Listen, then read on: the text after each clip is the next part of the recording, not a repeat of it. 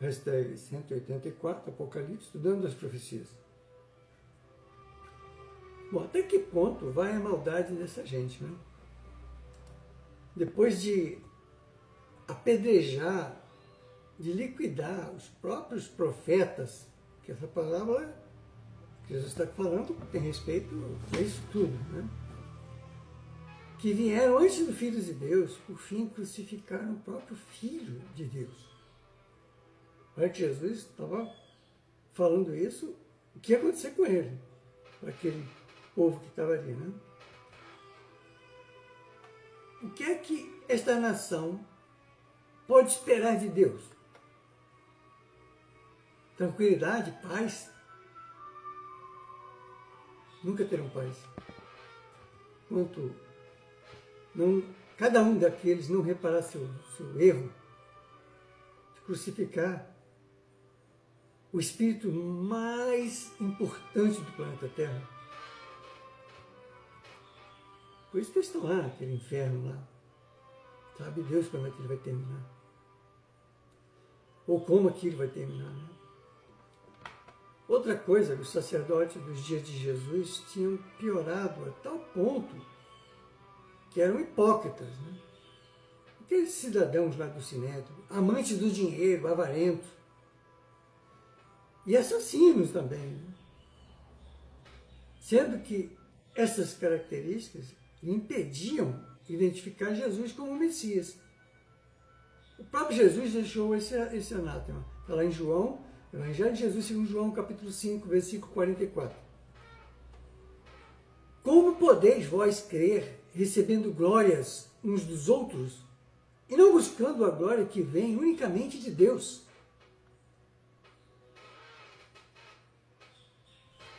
Expor o egoísmo deles tornou-os tanto mais difícil para pesarem objetivamente a evidência e por isso procuravam refúgio para acusar Jesus de fazer as suas obras por meio de Beelzebul. Sim, Senhor. O diabo de Satanás, o tinhoso.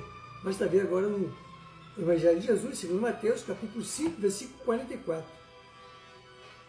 Como podeis crer, vós que recebeis glórias uns dos outros, e não buscais a glória que vem do único Deus? Também no Evangelho de Jesus, segundo Mateus, capítulo 12, versículo 22 a 31. Trouxeram então um endemoniado, cego e mudo, e ele o curou, de modo que o mudo falava e via. Então a multidão maravilhada dizia: é este, porventura, o filho de Davi? Mas os fariseus, ouvindo isto, disseram: este não expulsa os demônios, senão por Beelzebul, príncipe dos demônios. Jesus, porém, conhecendo-lhes os pensamentos, disse: todo reino dividido contra si mesmo é devastado, e toda cidade ou casa dividida contra si mesma não subsistirá.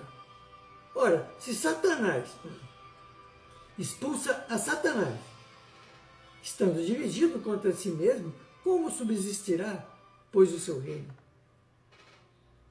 E se eu expulso os demônios por Beelzebul, quem os expulsam? Os vossos filhos?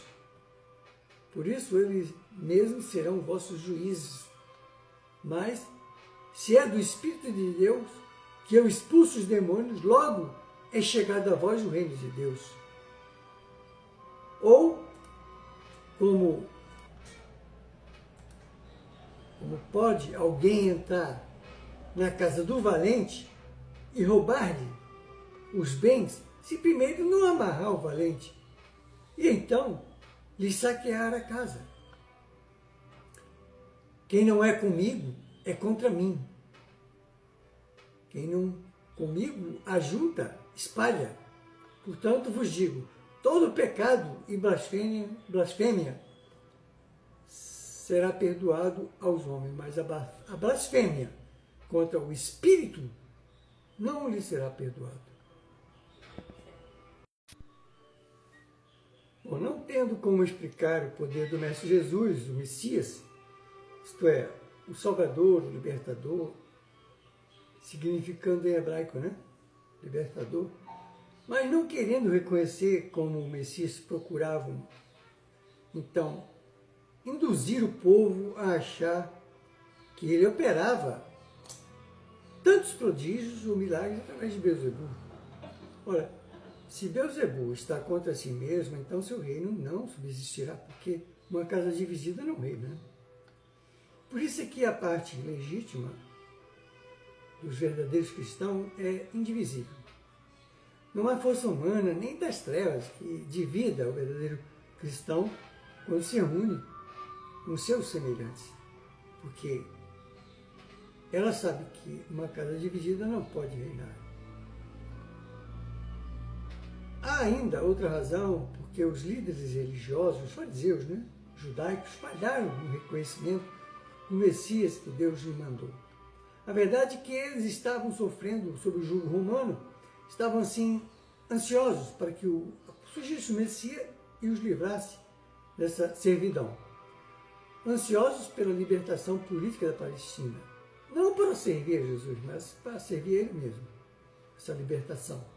Queria que o Messias agisse como um libertador tipo Alexandre o Grande, Ciro o Grande, Júlio César, Aníbal e outros déspotas conquistadores. Um homem assim com força capaz de demonstrar poder de conquista. Ele veio Jesus com aquela serenidade, aquela mansidão, na condição de um humilde operário, carpinteiro.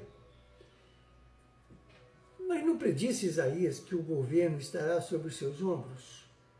Que o momento do seu governo e da paz não haverá fim? E que o Messias seria um governante muito sábio e justo, destruindo todos os iníquos, e que todas as nações lhe seriam obedientes? Então vamos lá, está lá em Isaías, capítulo 6, capítulo 9, versículos 6 a 7. Porque um menino nos nasceu, um filho se nos deu e o governo estará sobre seus ombros. O seu nome será maravilhoso, conselheiro, Deus forte, Pai eterno, príncipe da paz, que é o significado de Emmanuel, o nome de Jesus. Do aumento do seu governo e da paz não haverá fim sobre o trono de Davi e no seu reino, para o estabelecer e o fortificar em retidão e em justiça, desde agora e para sempre. O zelo do Senhor dos Exércitos fará isso. Então isso está lá, capítulo 9 de Isaías, versículos 6 a 7. E também Isaías disse, no capítulo 11, de 1 a 10, então brotará um rebento do trono de Jessé, e das suas raízes um renovo frutificará.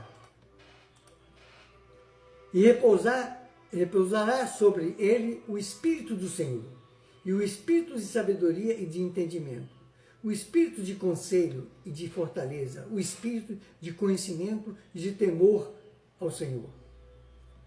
E deleitar-se-á no temor do Senhor, e não julgará segundo a vista dos seus olhos, nem decidirá segundo o ouvido dos seus ouvidos, mas julgará com justiça os pobres e decidirá com equidade em defesa dos mansos da terra, e ferirá a terra com a vara da sua boca, e com o sopro dos seus lábios matará o ímpio. A justiça será o cinto do seu lombo, dos seus lombos, e a fidelidade o cinto dos seus rins. Morará o lobo com o cordeiro, e o leopardo com o cabrito se deitará, e o bezerro e o leão novo e o animal cevado viverão juntos, e o menino pequeno os conduzirá. A vaca e a ursa pastarão juntas, e as suas crias juntas se deitarão, e o leão comerá palha com o boi. A criança de peito brincará sobre a toca da áspide, e a desmamada meterá a sua mão na cova do basilisco. Não se fará mal nenhum, nem dano algum em todo o meu santo monte, porque a terra se encherá de conhecimento do Senhor, como as águas cobrem o mar.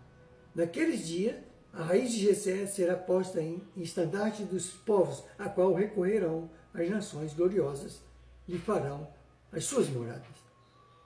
Seguiremos na próxima hashtag.